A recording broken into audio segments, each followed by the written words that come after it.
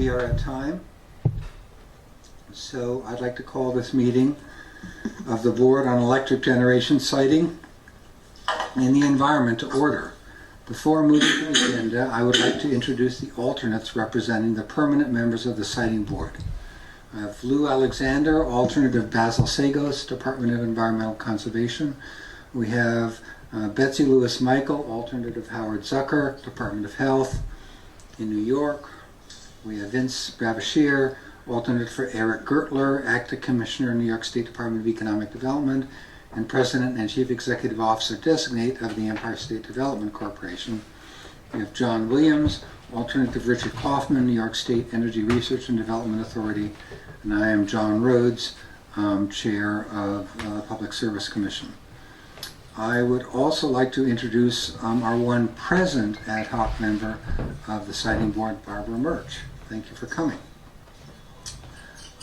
We have one other ad hoc member who's not able to join for personal reasons, but he did serve diligently and well throughout the process, John Mauro.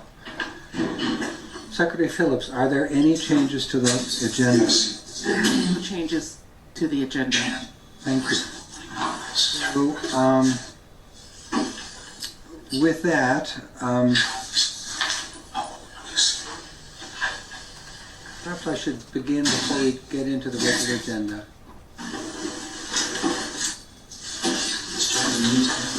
Vince, are you okay? Yes, yes, I can hear you. Terrific. So, we'll go to the regular agenda. Case 16F 0559, application of Bluestone Wind LLC for a certificate of environmental compatibility and public need pursuant to Article 10 for the construction of Bluestone Wind Farm project located in the towns of Windsor and Sanford, Broome County, presented by Sean Mullaney, Administrative Law Judge, Department of Public Service. James McClymans, Chief Administrative Law Judge, Department of Environmental Conservation, is also available to answer questions. Judge Mullaney, please begin. Good morning, Chairman Rhodes and Commissioners, or rather board members. I'm going to offer brief remarks on the item before you, which is a proposed order of the Siting Board granting a certificate of public convenience and necessity to Bluestone Wind LLC, the applicant in this case. Bluestone Wind, a wholly owned subsidiary of Calpine Corporation, proposes to construct and operate a commercial-scale electric generating facility within the towns of Sanford and Windsor in Broome County, New York. The project will include up to 27 wind turbines, 23 in the town of Sanford and 4 in the town of Windsor, for a total capacity of up to 124 megawatts, and will include associated facilities. The grant of a certificate would be subject to the conditions that are attached to the order. The proposed order is supported by a robust and extensive evidentiary record that supports all of the statutory findings that the Siting Board must make before issuing a certificate pursuant to Public Service Law, Article 10. The evidentiary record was completed during a 3-day evidentiary hearing.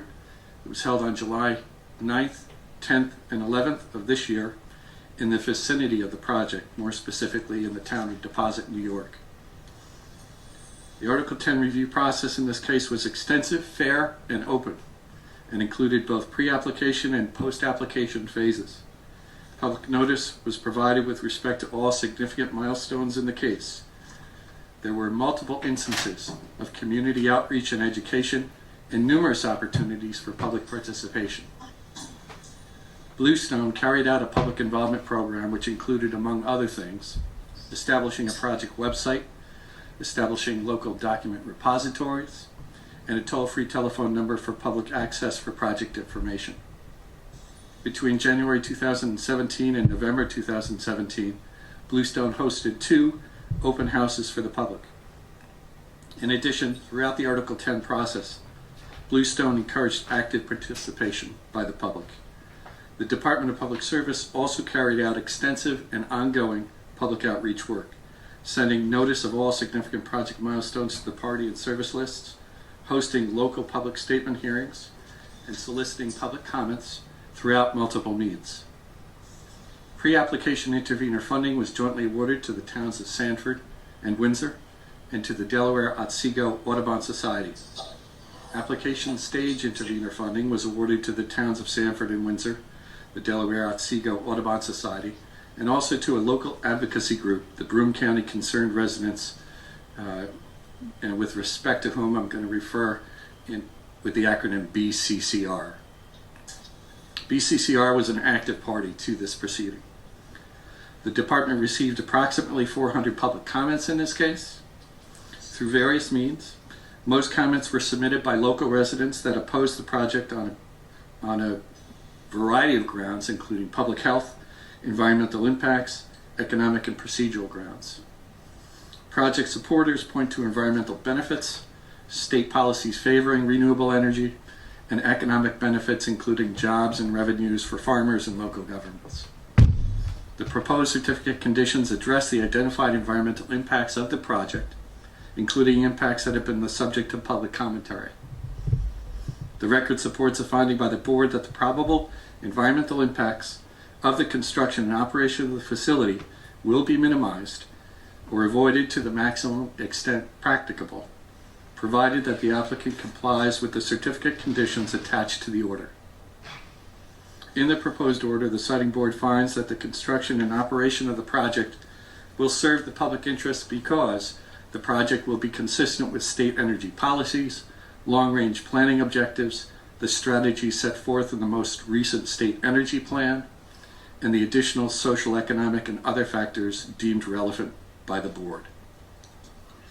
Allow me to focus the remainder of my remarks on 3 points. First, the order before you makes findings that are consistent with findings made by the siting board in the Barron Winds and No. 3 wind cases as related to issues of noise impacts, shadow flicker, and measures for curtailment to address the impact of the northern long-eared bat. Second, the main issue addressed during the evidentiary hearing relates to the impacts of 2 species of eagles.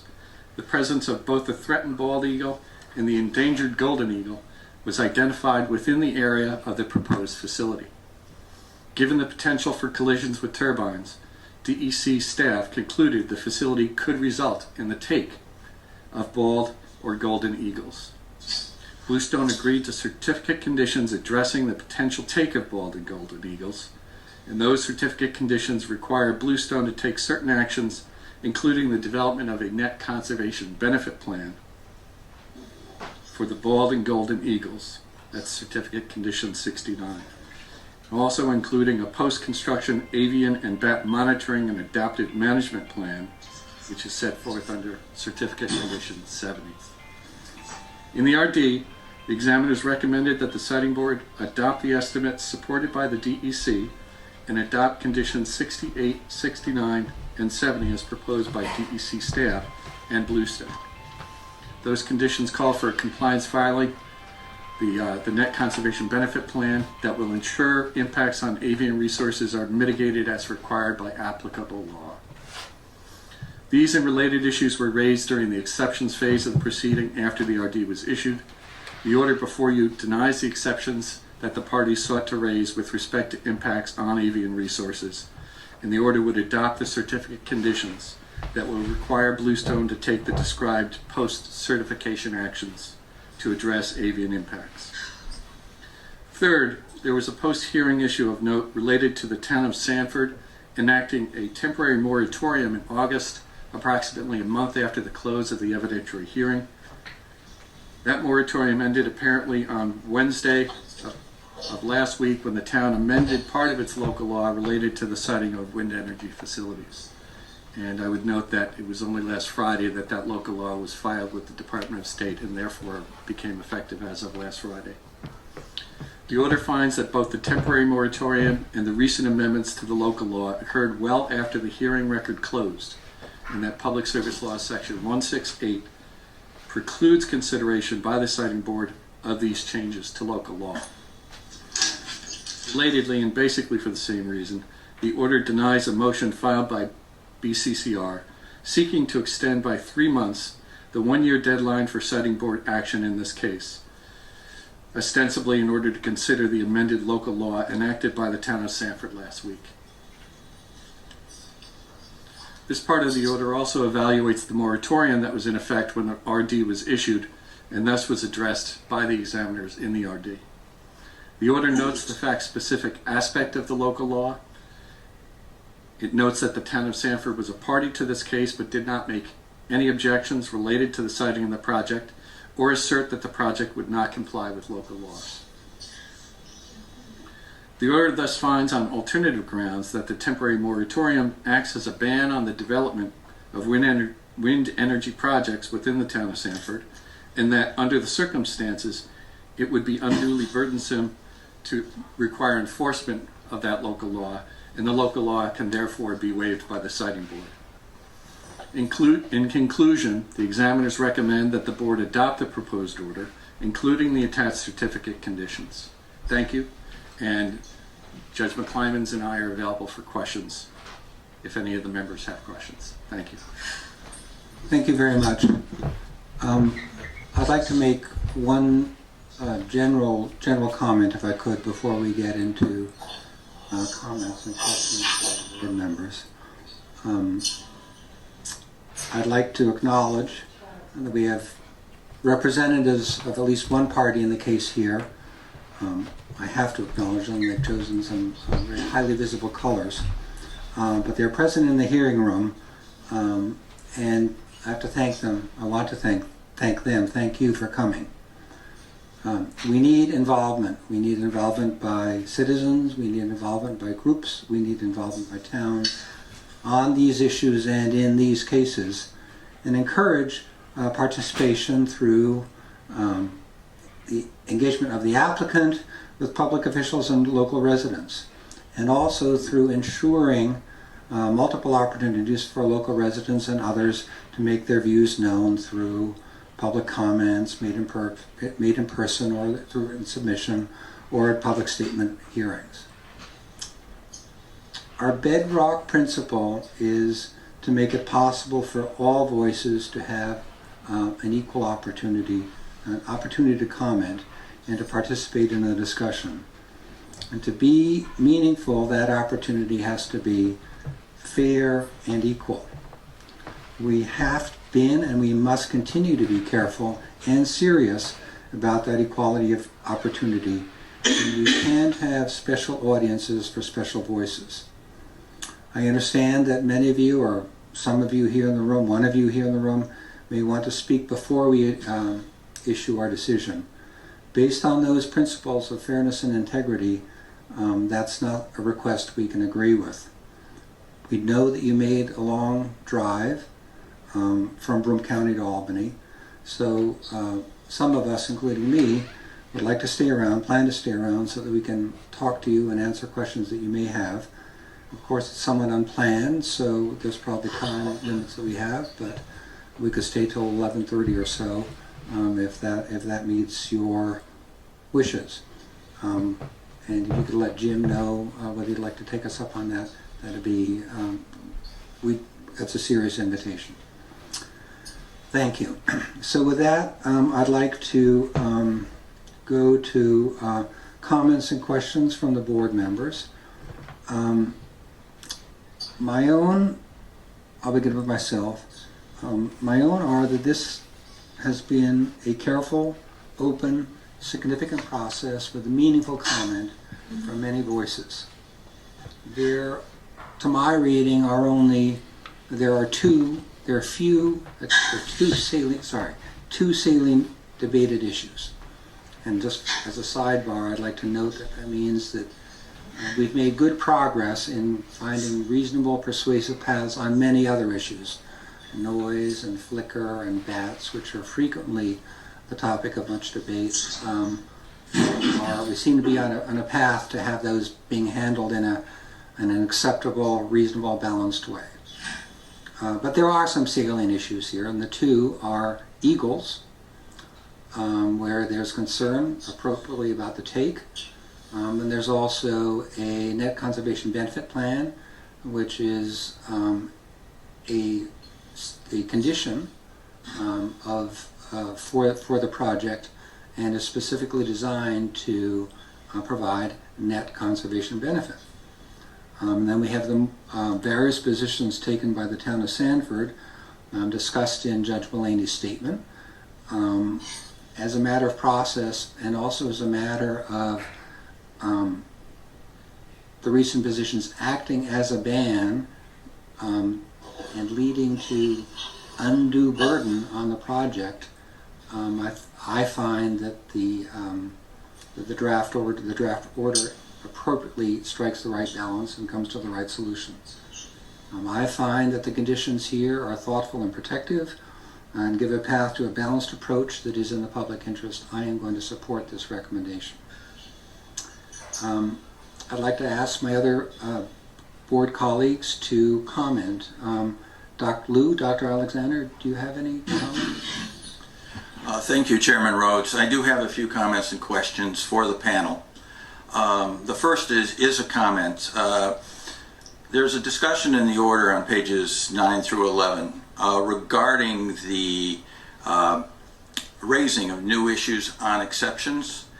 And I thought that discussion relative to the expectation that issues would be raised during the hearing phase of the proceeding was well balanced and can serve as a guidepost or a benchmark for the board in the future on these proceedings.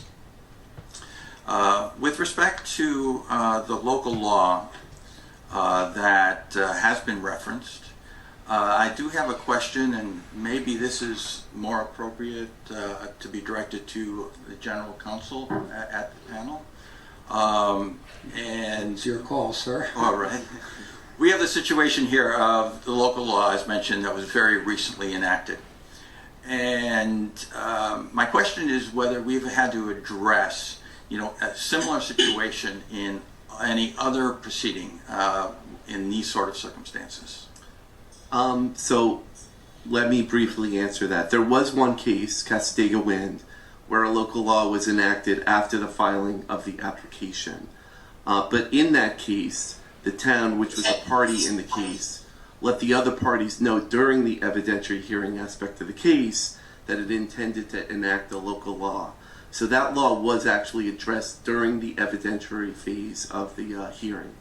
That didn't happen here, where the local laws were first made known when enacted well after the hearing record closed. That's how it is distinguishable on those grounds. Thank you. Looking at the environmental issues here, there is an extended discussion regarding protected streams and the use of bridges versus culverts. And it's my understanding that the use of bridges is primarily seen to be for state-regulated streams. But I was wondering if the panel could elaborate a bit further regarding the expectations here. As you noted, there are numerous protected streams that were identified in the project area, both streams that are protected under the Article 15 as classified streams, as well as a wetland associated with the navigable water, which is also protected under Article 15. There was a condition proposed by department staff that would require bridges for all permanent crossings of streams. In the briefs on exceptions, the Bluestone essentially sought clarification as to whether or not bridges were required for all streams or only for protected streams. Department staff's presentation with respect to the impacts to water bodies in the project area and their conditions were all centered on state protected water bodies, and there was no record made on streams and water bodies not otherwise protected by Article 15. So accordingly, the condition 113 was modified to indicate that bridges are preferred for classified streams. Otherwise, culverts will be used for other stream crossings. Okay, thank you. There's been another number of points made relative to impacts to bats, golden eagles, and bald eagles, and I think that the presentation today has answered most of the questions that I had in that regard. I just wanted to confirm, as I read condition 69, when the net conservation benefit plan is prepared and submitted, that will be subject to review and approval by DEC staff as well as DPS staff. Am I correct in that? You are correct in that respect. So in that regard, those plans will be subject to the appropriate review pursuant to the legal authorities and the evaluation of staff. That is correct.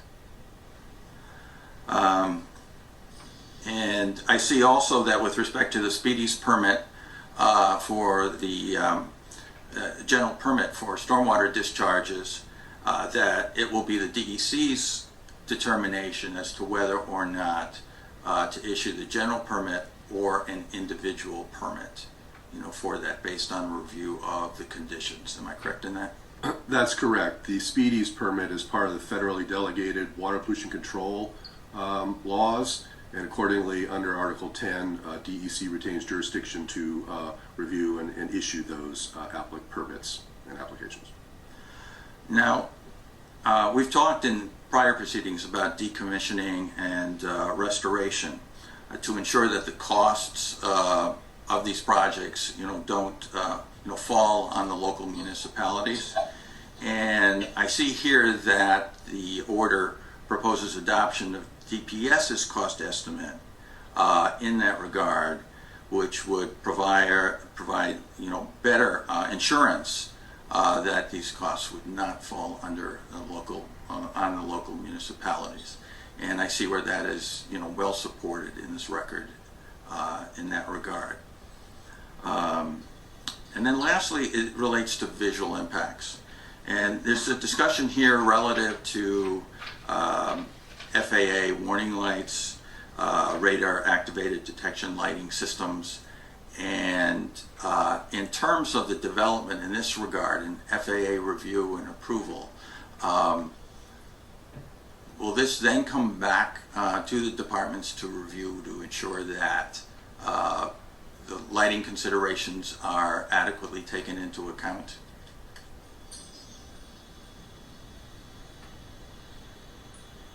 When you say come back, are you positing that the FAA might approve a certain lighting system, and your question goes to whether or not that would then be subject to further review and approval by department staff? I was wondering what the notification process would be if FAA approves a certain lighting.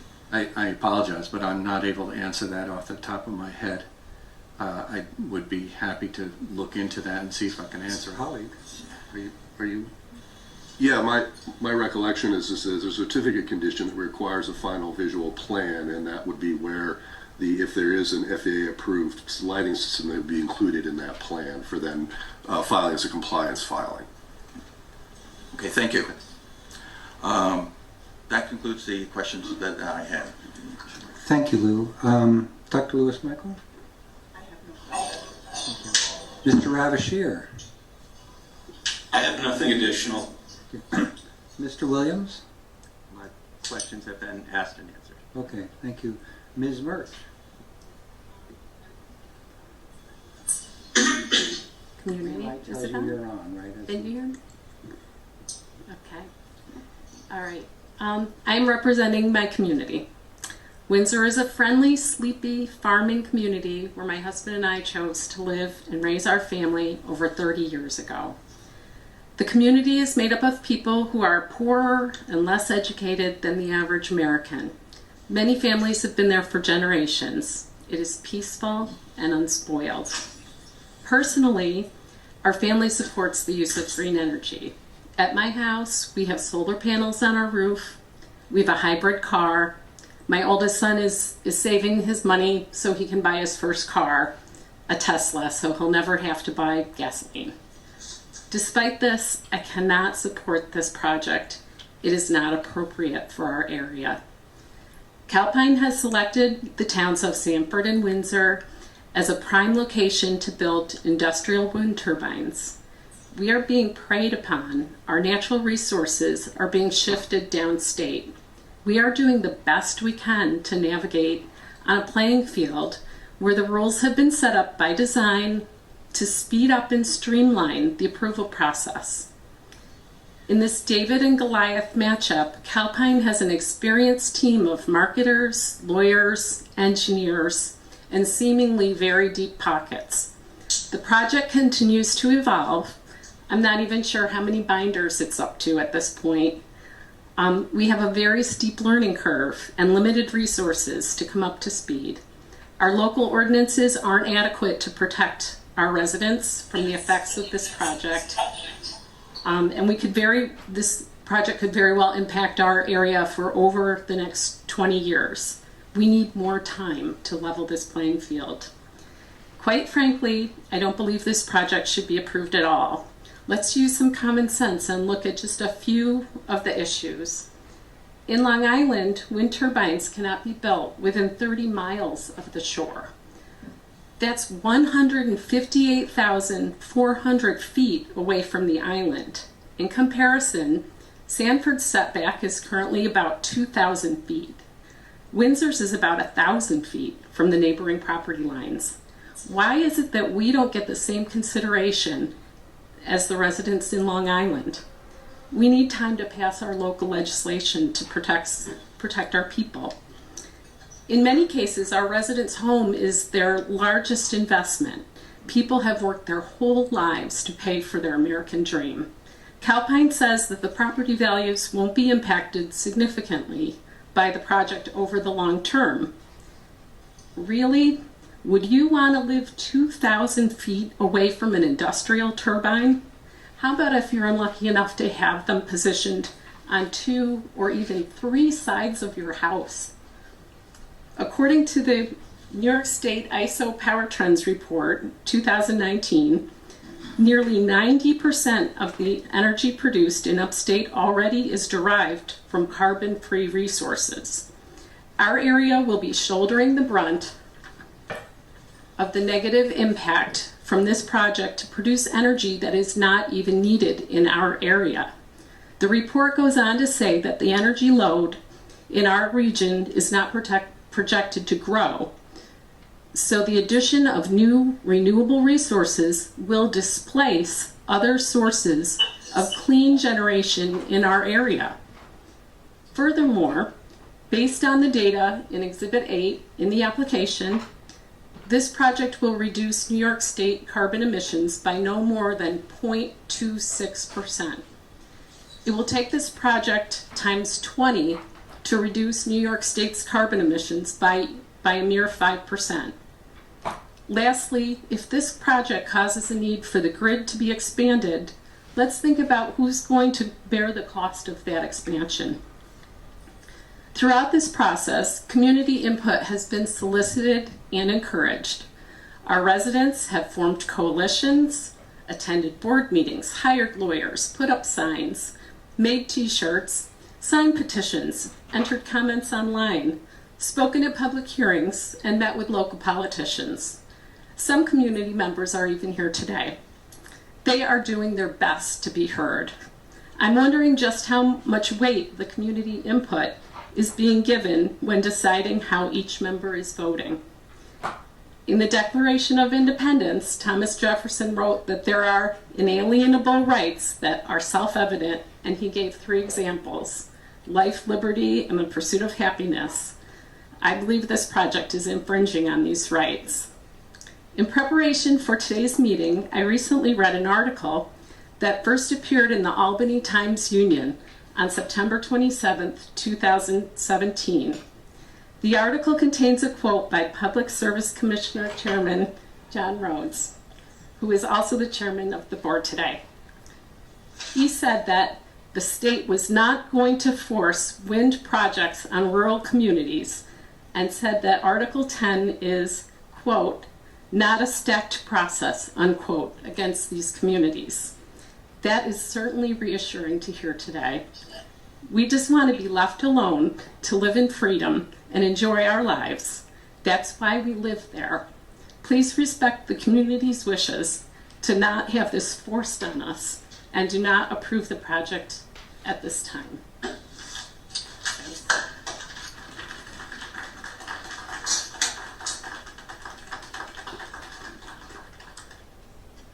Thank you, Ms. Mirch.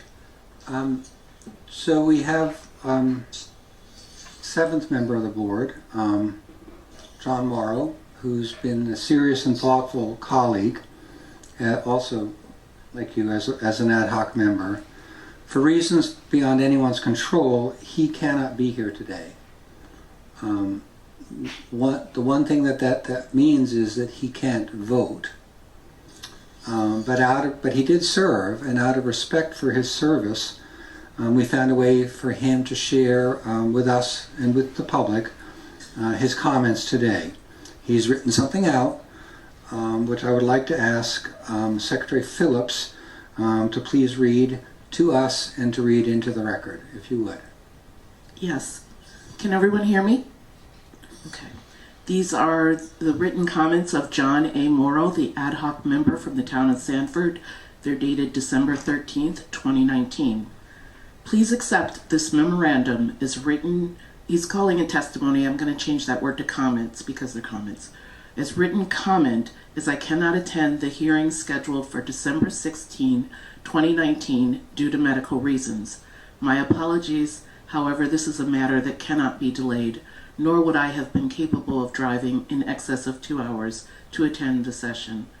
Let me start by expressing my sincere appreciation to the town of Sanford, Senator Fred Akshar and his office, and the others involved in my appointment to this board. While it is disappointing that I cannot be in attendance today, it is an honor and privilege to serve our community in this capacity.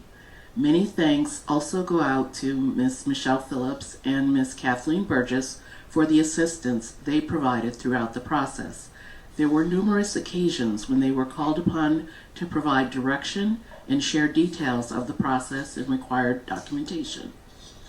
This process is not at all what was expected or anticipated when the first discussions were held many months ago. During that time, there were many documents posted to the website and other opportunities to read relevant information.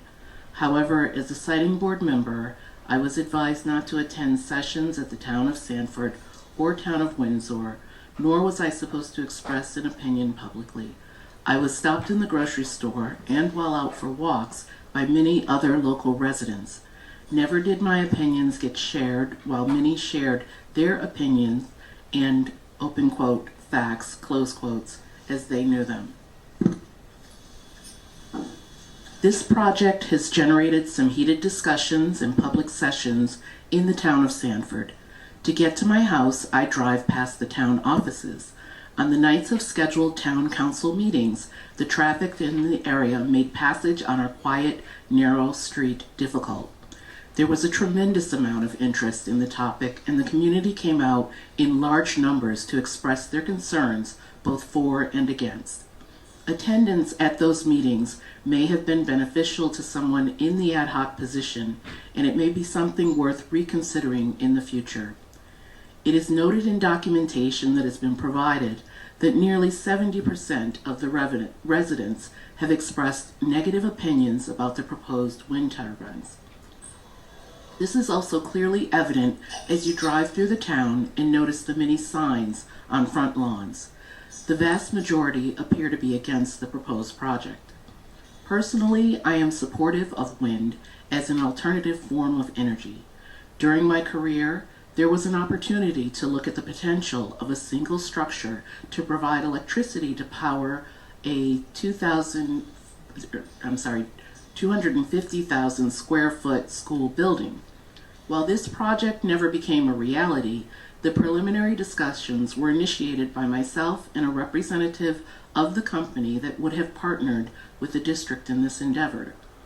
We looked at numerous alternatives to utilize renewable energy resources. However, before finalizing any potential projects, my time to retire came to be, and the potential for this fell by the wayside. In the right place, with the necessary precautions in place, a project such as Bluestone Wind could be highly beneficial to a community, especially one that is suffering from economic decline. However, with those benefits come some significant drawbacks. The Town of Sanford Town Council recently enacted an amendment to Local Law Number 1 of the year 2017 entitled, open quote, Renewable Energy Systems, close quote, period. This amendment has been portrayed as harmful to the project unless the Siting Board deems it over-restrictive and approves the project to move forward in spite of the board's action. It appears from documentation that was provided to me that the Siting Board is moving in that direction. There appear to be some controversial issues remaining currently in the process. The biggest concern I have is that the Siting Board and the hierarchy of the state agencies who are represented on the board could overrule the town board and the residents of a community. If the need to provide affordable energy to the residents of New York State is such a high priority, then I am curious why the governor and his administration have stopped natural gas projects and pipelines that also provide clean and abundant energy resources. It is my belief that a combination of all of the available resources should be developed, and I believe this is also one of the reasons so many in the town of Sanford are against the development of the wind farm as proposed. It is my belief that I was appointed to represent the people of the town of Sanford. In that capacity, and knowing the action taken by the town of Sanford, along with the sentiment of the community that has been expressed vocally, by signs, and by other methods, it is my recommendation to the Siting Board that the newly enacted amendments to Town Law No. 1 of the year 2017 be upheld and enforced. This should be a local decision. Further, if it is proposed to override this amended law and issue an order allowing the siting of the Bluestone wind farm in the towns of Sanford and Windsor, then I would be against such a measure and vote no. I appreciate the opportunity to be a part of this very serious endeavor, and again, my deepest apologies for not being able to be in attendance. Again, I want to note that these are the comments of John A. Mauro, the ad hoc member of the Siting Board from the town of Sanford.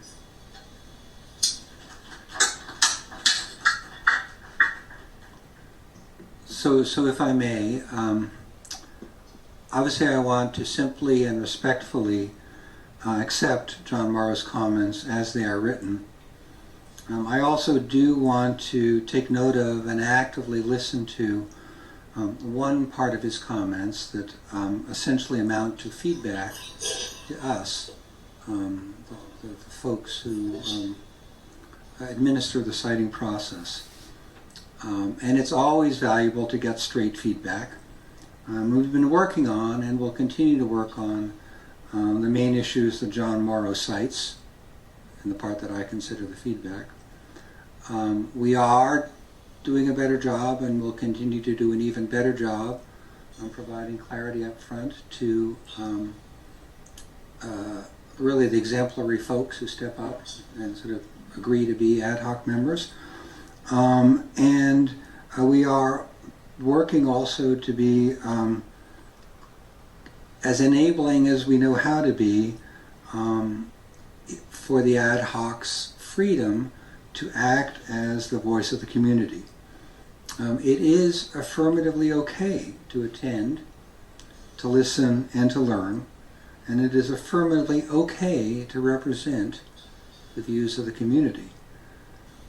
The one thing we have to be careful of, and I think it's doable, is to stay away from, just like any other ad hoc member, just like any other member of the board, ad hoc or not, from any public expression of opinion unless and until it's time to vote. That's important, but that's specific. And so we're working on the issues that he identified, and of course, that was not the bulk of his comments. The bulk of his comments, well, all of his comments were serious and deserve a good hearing. So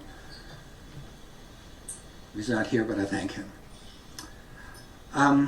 So that completes our rounds of comments and questions.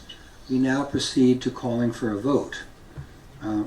My own vote is in favor of the recommendation to approve the application of Bluestone Wind LLC for a certificate of environmental compatibility and public need with the conditions as described. Mr. Liu, how do you vote? I vote in favor. Betsy, how do you vote? In favor. Mr. Ravashir, how do you vote? In favor. Mr. Williams, how do you vote? In favor. Ms. Mirch, how do you vote? And Mr. Mauro cannot vote. The matter is approved, and the recommendation is adopted. Your house, 1,000 feet from your home. Jane.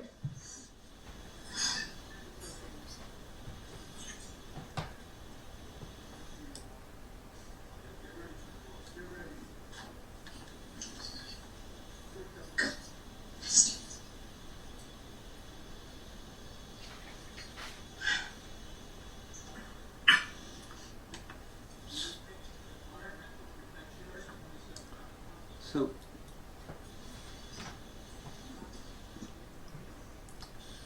let me, with